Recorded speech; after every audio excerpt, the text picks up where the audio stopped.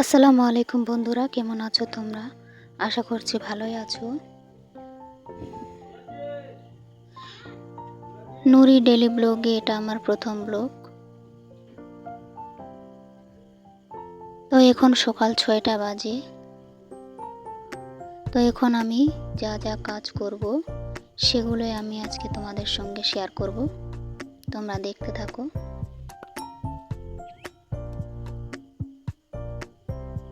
তো এই যে প্রথমে এদিকে বস্তার চোটগুলো ছিল, এগুলাকে সরিয়ে রাখলাম ঝাড়ু দেব বলে।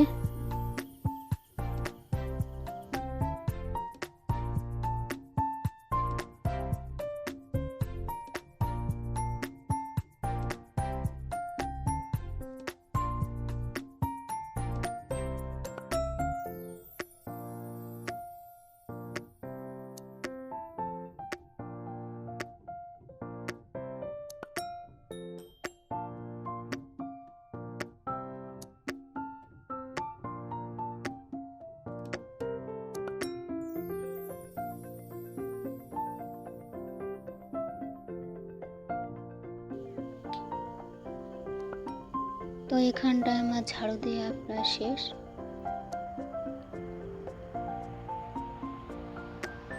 এবার আমি এদিকে ঝাড়ু দেব।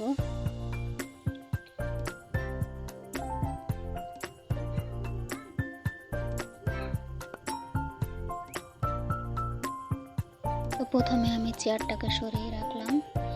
তো এই দেখো চেয়ারের পিছনে গাছ ছিল, গাছগুলো এখন দেখা যাচ্ছে। এখানে কি কি গাছ আছে সেগুলো আমি তোমাদেরকে দেখাবো।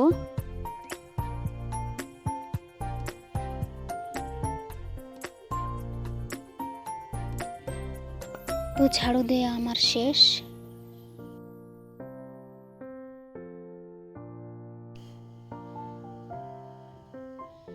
তো সকালে উঠে আমি প্রথমে দুটো কাপড় ছিল, ওই কাপড় দুটো সার্ফ দিয়ে ভিজিয়ে রেখেছিলাম।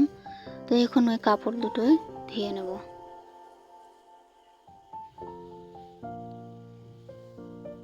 তো এদিকটা দেখো গাছগুলো ঝাড়ু দিয়ে গাছের গোড়ায় আমি জলও দিয়ে নিয়েছিলাম, তো তোমাদেরকে দেখানো হয়নি।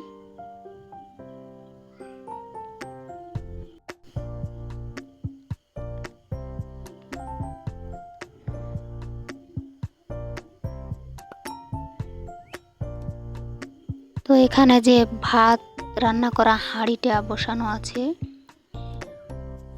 ওইটা হচ্ছে উনুন। আর ওইদিকে আরও একটা উনুন আছে, তোমরা দেখতে পাচ্ছ উনুনে পাইপ লাগানো আছে। তো ভাত রান্না করতে গেলে যে ধোঁয়া হয়, সে ধোঁয়াগুলো ওই পাইপ দিয়ে খুব সহজে উপরের দিকে চলে যায়। তো চোখে আর ধোঁয়া লাগে না আর কি, ভালোই লাগে রান্না করতে। তো আমার কাপড় দুটো ধোয়া শেষ। তো এরকম উনুনে কার কার রান্না করতে ভালো লাগে তোমরা কমেন্ট করে জানিও। আমার তো খুবই ভালো লাগে।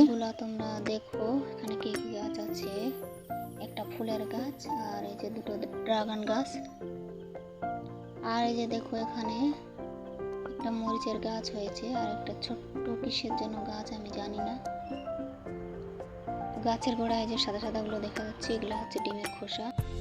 যখনই আমি ডিম ভাজি বা রান্না করি, ডিমের খোসাগুলো এই ড্রাগন গাছের গোড়া দিয়ে দিই, ছোট ছোট করে ভেঙে দিয়ে দিই।